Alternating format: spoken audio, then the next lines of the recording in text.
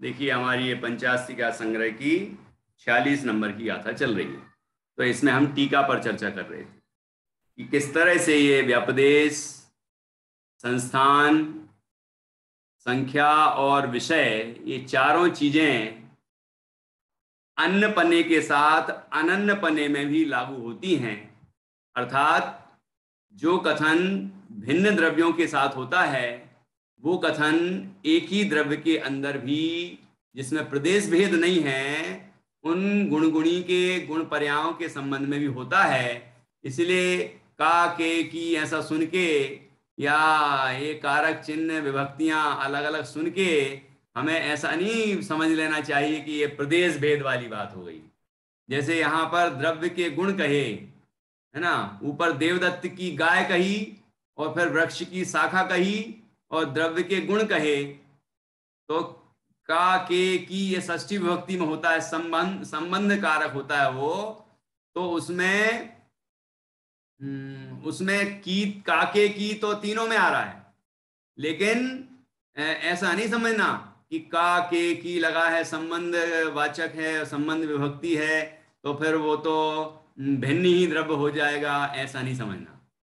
ठीक है, क्योंकि देवदत्त की गाय कहा तो वो दो द्रव्य हैं, दो अलग अलग हैं, भिन्न हैं, भिन्न पदार्थ हैं। तो वृक्ष की शाखा कही तो वो एक ही है, वृक्ष ही अखंड एक द्रव्य है, एक मतलब एक पदार्थ है, वृक्ष है ना। और वृक्ष की शाखा उसका ही अंग है। ऐसे ही द्रव्य के गुण, तो द्रव्य के गुण कहे तो द्रव्य के अंदर ही है वो, उनका प्रदेश भेद नहीं हो गया। ठीक है, इसी तरह यहाँ पर छहों का जो छह कारक हैं, षष्ठी संबंध कारक तो कारक नहीं माना जाता संस्कृत में वो, लेकिन हिंदी में मानते हैं। और वो भी विभक्ति के रूप में है, तो उसको भी कारक जैसा ही मानने लगे हैं। इसलिए कहने में भी आ जाता है कि संबंध कारक, वास्तव में संबंध तो होता नहीं किसी का किसी से। ठीक है ना, वो उपचार ही है। जिसका क्रिया से संबंध हो उसको कारक कहते हैं, और क्रिया से सीधा संबंध संबंध कारक का नहीं होता, इसीलिए वो कारक नहीं है, विभक्ति है मात्र। तो यहां पर एक देखो, एक ही वाक्य में छहों कारक का प्रयोग कर दिया।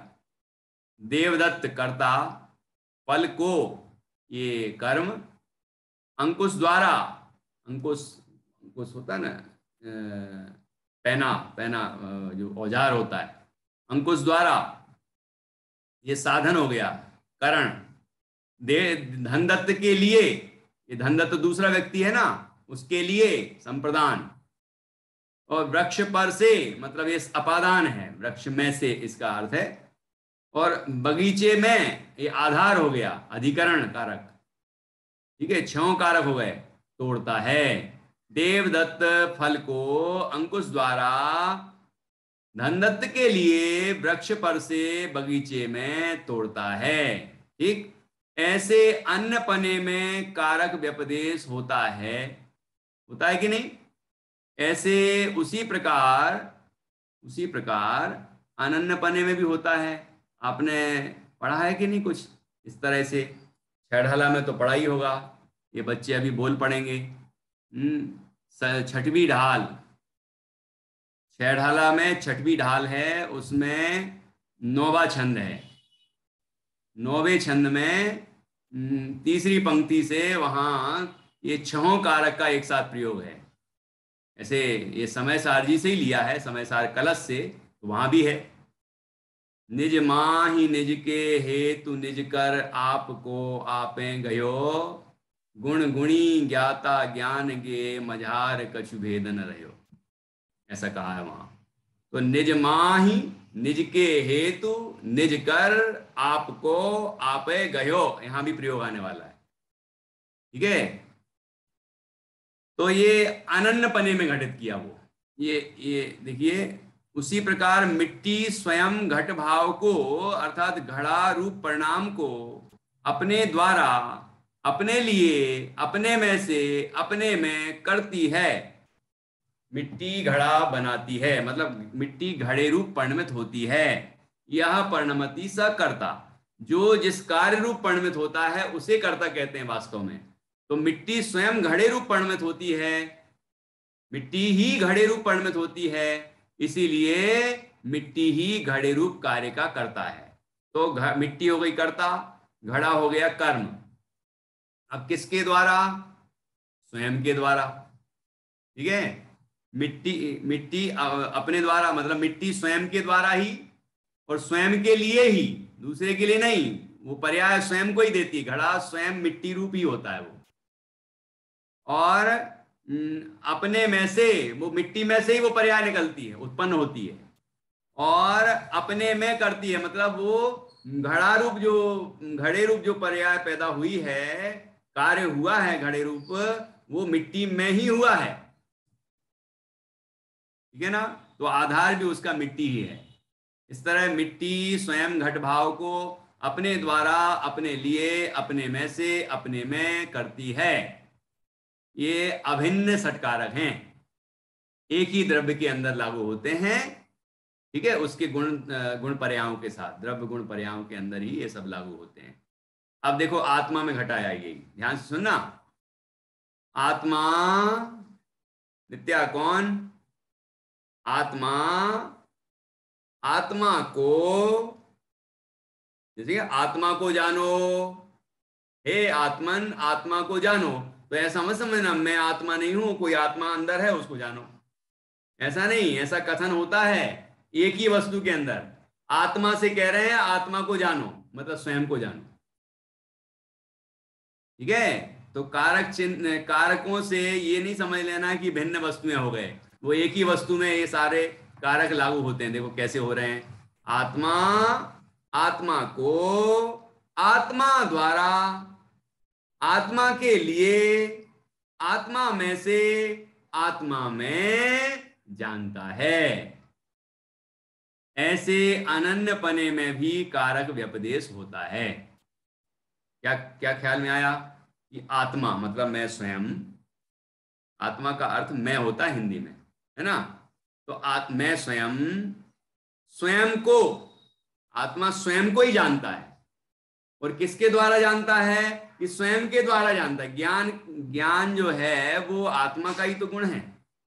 आत्मा अपने ज्ञान से जानता है, तो आत्मा स्वयं ज्ञान रूप है ना। आत्मा ज्ञानम स्वयं ज्ञानम, स्वयं ज्ञान रूप है अभेद नए से देखें तो आत्मा स्वयं को स्वयं के द्वारा, स्वयं के लिए, किसके लिए? अपने को जानता है। उसका जो आनंद मिलेगा वो किसको मिलेगा? कि स्वयं को। उससे जो केवल ज्ञान आदि शुद्ध पर्याय प्रकट होंगी, अरहंत अवस्था, सिद्ध अवस्था प्रकट होगी, वो किसको मिलेगी? कि स्वयं को। तो स्वयं के लिए जान रहा है। ठीक है, वो पर्याय स्वयं के लिए ही दी जा रही है, स्वयं में ही रहती है, वो स्वयं में उत्पन्न होकर स्वयं को ही मिलती है, बाहर नहीं निकल जाती। ठीक है, और स्वयं में से, आत्मा में से ही वो उत्पन्न होती है। ठीक है, आत्मा के लिए, आत्मा में से, आत्मा में। कहा जानता है? कि आत्मा में ही जानता है आत्मा को। आत्मा में ही आत्मा को जानेगा कि पड़ोसी में आत्मा को जानेगा? है? शरीर में आत्मा थोड़ी जानेगा, आत्मा में ही आत्मा को जानेगा। तो आत्मा में जानता है। देखो ये पूरे कारक लग गए कि नहीं?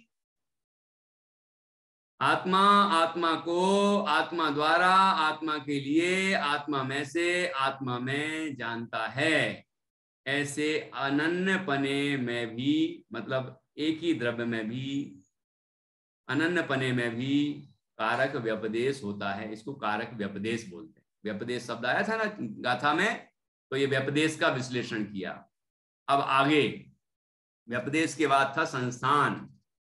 ठीक है, बच्चों को याद है ना वो छेड़ाला की जो लाइन मैंने अभी बोली, कि भूल गए हैं? भूल तो नहीं गए? निज के तू निज कर,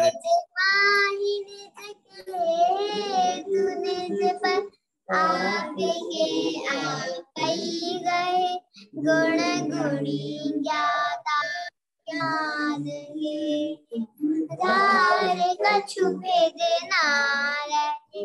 बहुत अच्छा, देखो कितना बढ़िया सुनाया बच्चों ने। ऐसे ये अभिन्न षटकारक की चर्चा है ये, है ना। अभी हमने लघु जैन सिद्धांत प्रवेशिका में भी अभिन्न षटकारक और भिन्न षटकारक की चर्चा की थी। तो ये दोनों दुनिया में जो लोक व्यवहार में चलते हैं वो भिन्न षटकारक ही चलते हैं, है ना। लेकिन अभिन्न षटकारक भी होते हैं, और ये घड़े में भी घटित कर दिया, मिट्टी में घड़े में कर दिया कि नहीं, और अध्यात्म में अपने आत्मा में घटित कर दिया। तो ये चीज है, जो ये साधारण सी बुद्धि होगी वो भी समझ जाएगी कि हाँ मिट्टी में ही घड़ा बनता है, और वो घड़े रूप अवस्था मिट्टी के लिए ही होती है, मिट्टी में ही होती है, मिट्टी में से ही उत्पन्न होती है। मिट्टी के बिना वो घड़ा संभव ही नहीं है। और मिट्टी करता है और घड़ा कार्य है, कर्म है। अब जब कर्ता और कर्म होते हैं, है ना, तो ये सारे कारक होते हैं। किसके द्वारा हुआ, किसके लिए हुआ, किस में से हुआ, कौन आधार है उसका, अधिकरण कौन है, ये सब। ऐसे यहाँ आत्मा में, आत्मा ने स्वयं को जाना, आत्मा ने आत्मा को जाना, मतलब स्वयं को जाना। तो किससे जाना, कि स्वयं से, आत्मा से जाना, मतलब आत्मा के द्वारा। और किसके लिए जाना, कि आत्मा के लिए जाना। किस में से जाना, कि आत्मा में से ही आत्मा को जाना है। और किस में जाना, कि आत्मा में ही आत्मा को जाना। ये बात कठिन नहीं है समझना, है ना। मतलब है कि आत्मा स्वयं को ही जानता, ठीक है। और स्वयं को जानेगा, स्वयं का अनुभव करेगा, स्वयं को स्वयं रूप जानेगा तो आनंद मिलेगा, ठीक है। देखिए अब कारक व्यपदेश हो गया। अब आगे संस्थान। जिस प्रकार ऊंचे देवदत्त की ऊंची गाय, ये ऊंचापन क्या बता रहा है, ऊंचापन क्या बताता है, ऊंचा, ये संस्थान को बता रहा है, आकार, ऊंचाई, है ना, आकार है ये। तो ऊंचे देवदत्त की, वो ऊपर जो उदाहरण दिए थे ना, उसी के हिसाब से आगे घटित करते जा रहे हैं। इस प्रकार ऊंचे देवदत्त की ऊंची गाय, तो देवदत्त अलग है और गाय अलग है, और दोनों का आकार भी अपना अपना है। देवदत्त ऊंचा है तो वो देवदत्त की ऊंचाई है, गाय ऊंची है तो गाय की ऊंचाई है, ठीक। ऐसे अन्य पने में संस्थान होता है। संस्थान का अर्थ है आकार, आकृति, रचना, ठीक है।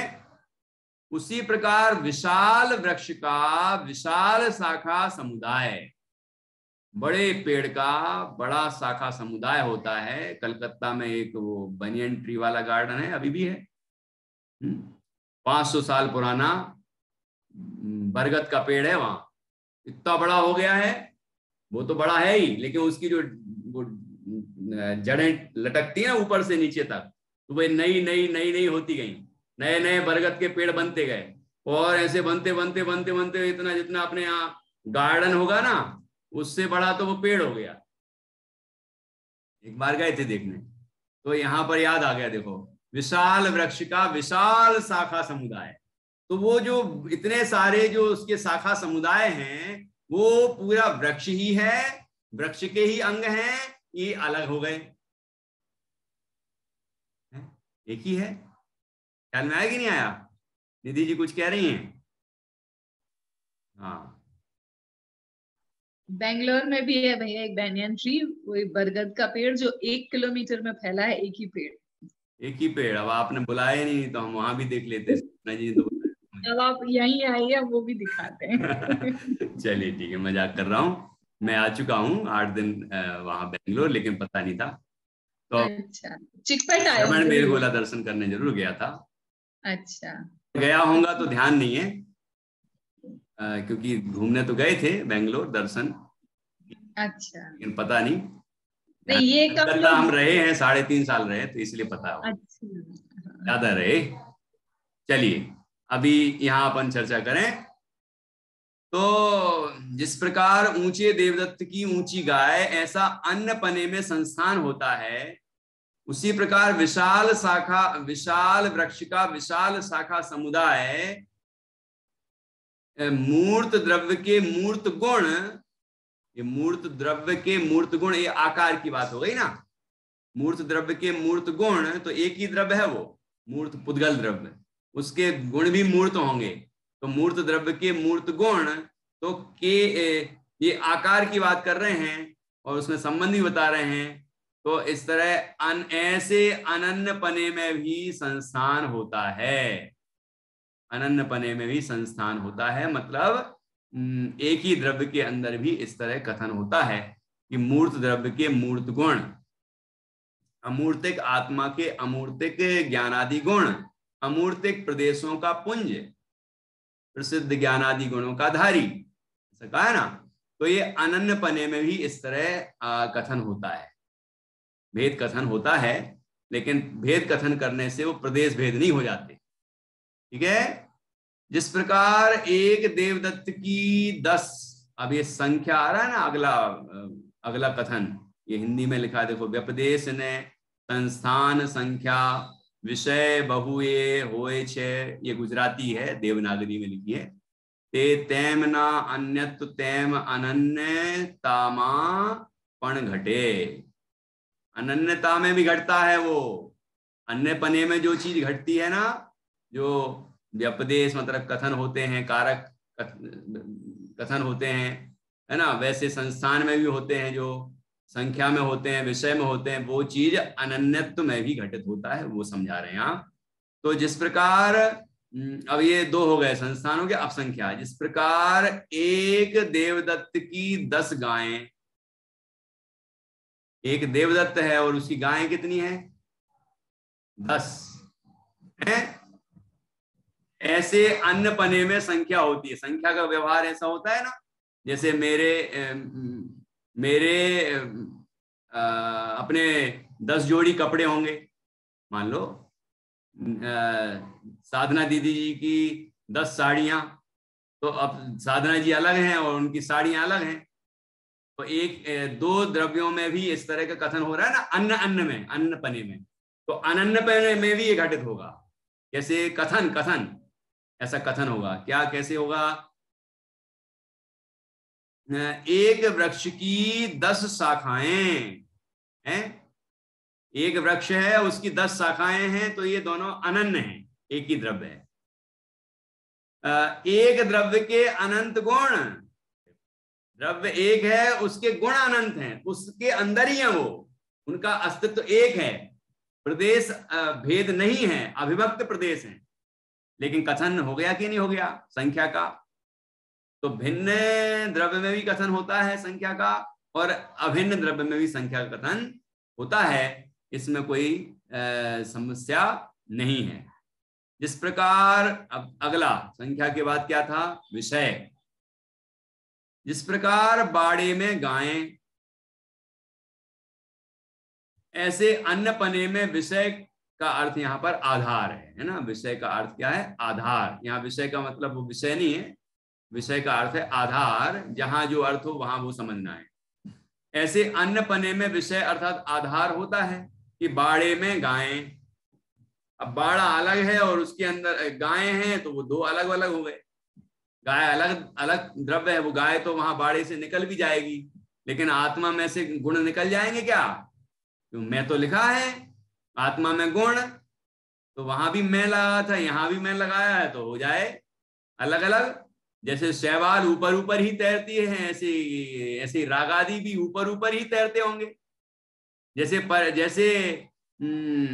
जैसे वो क्या, चक्की के 2 पार्ट होते हैं, एक स्थिर रहता है, दूसरा घूमता रहता है, ऐसे द्रव्य स्थिर होगा और पर्याय घूमती रहती होगी।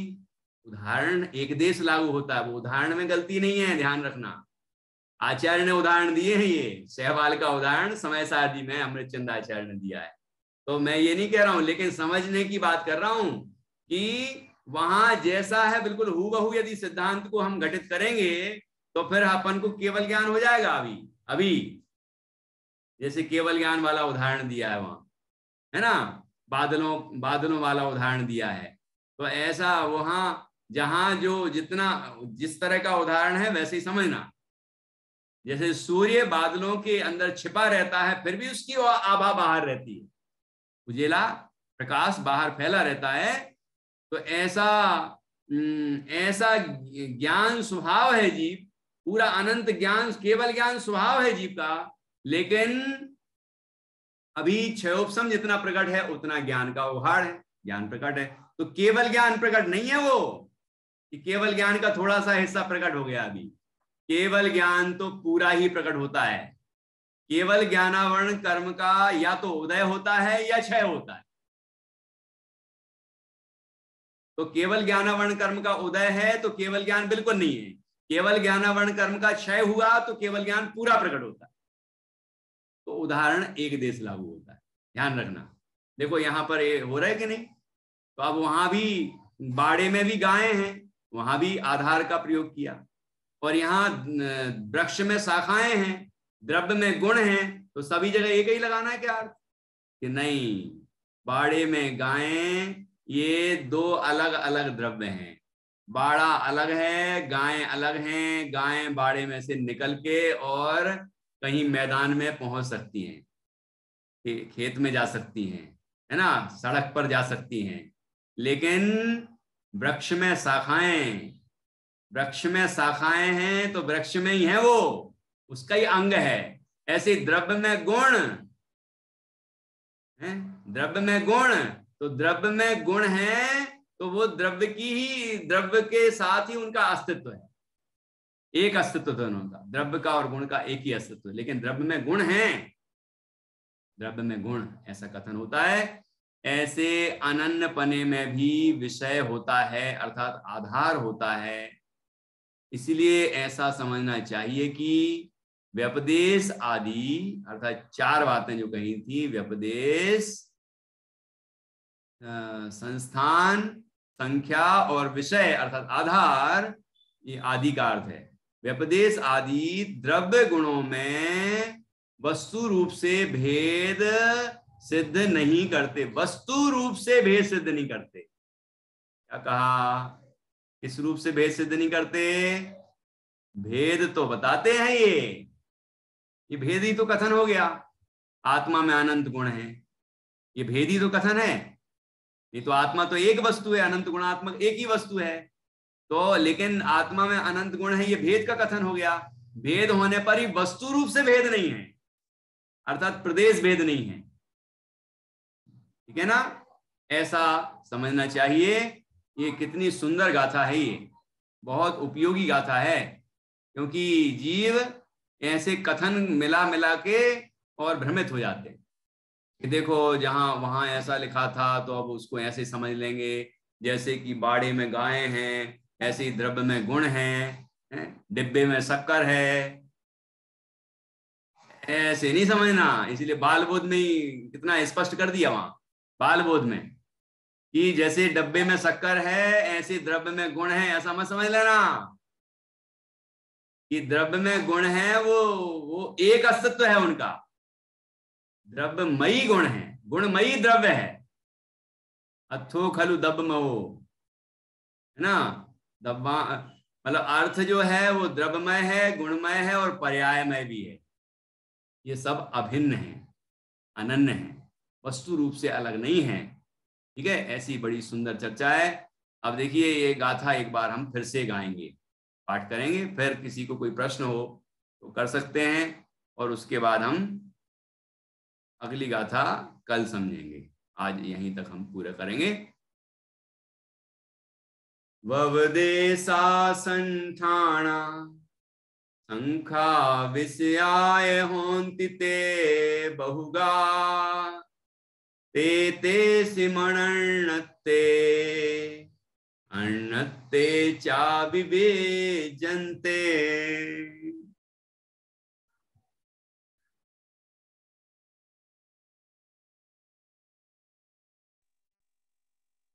ये एक बार वो बता दीजिए ना, कर्ता ने कर्म को करण से संप्रदान के लिए अपादान में से, और अधिकरण में क्या बोलेंगे? अधिकरण में मैं लगेगा क्या? मैं, वहां अपादान में मैं से है। हाँ, मैं वाला नहीं है, मैं से। अच्छा, मैं से। हाँ, वृक्ष हाँ, वृक्ष से पत्ता गिरता है, हाँ, से वो पत्ता अलग होता है, वृक्ष वहीं खड़ा रहता है और पत्ता गिर जाता है। अच्छा, वो में से, ऐसे वृक्ष, और वहां वृक्ष में से, वृक्ष में मतलब वृक्ष के अंदर, आधार। ऐसे द्रव्य में से पर्यायें उत्पन्न होती हैं और द्रव्य में ही रहती हैं, द्रव्य में ही समा जाती हैं, द्रव्य में ही योग्यता रूप रहती हैं। तो यहाँ एक में मैं से का प्रयोग किया, वो अपादान है।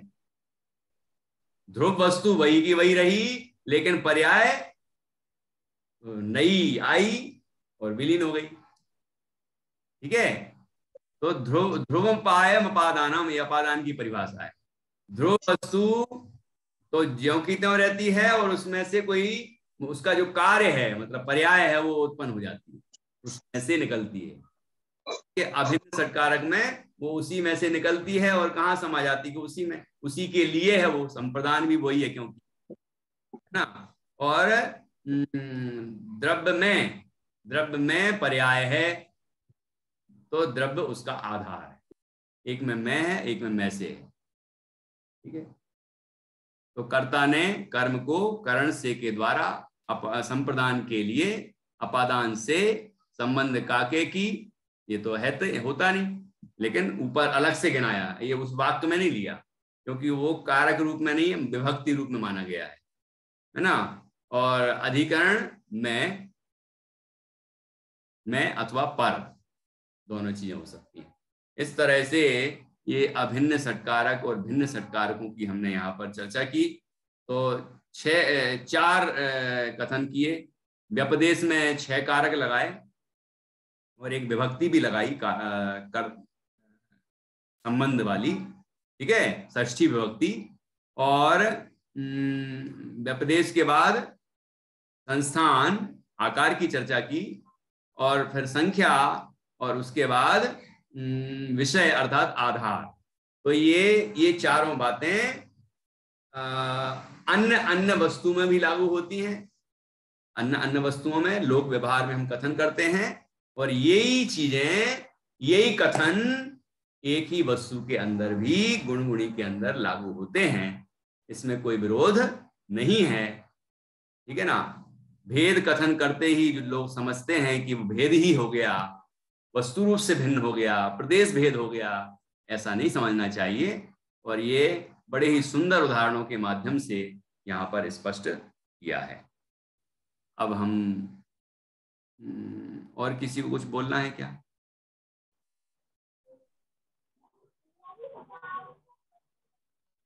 हाँ नित्या, क्या बोल रही हो? चाबी मीन्स क्या होता? हाँ, चाबी। अरे वाह, चाबी, वो चाबी नहीं है ये तो तुम्हारी मम्मी तुम्हारे कान खींचते होंगे, तुम्हारी चाबी, वो चाबी नहीं है ये। अभी, अभी संस्कृत में होगा अपी। अपी का अर्थ है भी, चा का अर्थ है और, अपी का अर्थ है भी। तो अनन्य में भी और अनन्य में भी, ऐसा अर्थ लगे। अनन्य, अनन्यते चाबी, है ना। अनन्य में चा पहले अर्थ निकलता है चा का, तो अन्य में भी नहीं, पहले अनन्य है, अनन्य में और अन्य में भी, तो च अभी, च आया नित्य समझ में। तो अपी का अर्थ है भी। ठीक है, नित्या चापी पठती, नित्या भी और नित्या भी पढ़ती है। जान्या मैत्री पठता नित्या अपि, नित्या चापी पठती, और नित्या भी पढ़ती है। ठीक है ना। चलिए, बहुत अच्छा। तो अब संस्कृत अच्छे से सीखना क्लास में, और ये समझ, हर शब्द को अच्छे से समझना, और इनके कारक चिन्ह वगैरह भी समझना। भैया जी, संस्कृत व्याकरण नहीं है अभी हमारे कोर्स में। तो व्याकरण के बिना तो संस्कृत होगी नहीं। तो वो जो वाक्य होंगे या शब्द होंगे, उनको सिखा रहे होंगे कि इसको ये मकान है तो मकान को क्या बोलते संस्कृत में, चाकू क्या बोलते संस्कृत में, यही तो सिखा रहे होंगे। क्या सिखा रहे संस्कृत में तुम्हारे यहाँ? कहानी है, कहानी टाइप है। कहानी कहानी होती है ये मेरी संस्कृत में। अच्छा, व्याकरण नहीं। अच्छा संस्कृत में जो कहानियां हैं तो कहानी भी तो संस्कृत में होंगी ना, तो उनका अर्थ तो बताते होंगे। अच्छा, शब्द रूप, धातु रूप, कारक, चिन्ह, विभक्ति ये सब नहीं है, व्याकरण नहीं है मतलब। बात करना पड़ेगी आपके स्कूल में। चलो ठीक है, 6 में तो आ जाता है, बाकी तो ठीक है, बच्चों को सिखाते हैं। अब नित्या जिनवाणी स्तुति बोलिए।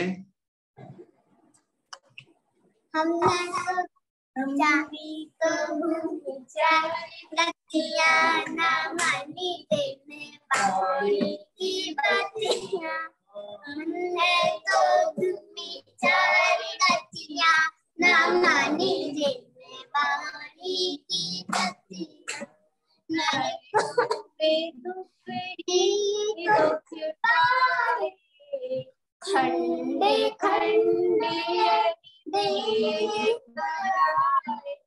पायो चाहिए देने रतियां, न मानी देने पानी की बत्तियां। हमने तो भूमि गतियां, न मानी देने पानी की बत्तियां। पशुवन पे बोझ उठायो, प्यास से पशुवन से भीग गई अखियां, न मानी देने पानी की बत्तियां। जाने तो रतियां, न मानी देने पानी की बत्तियां। जब दूर जाती मनुष्य जाने पावे,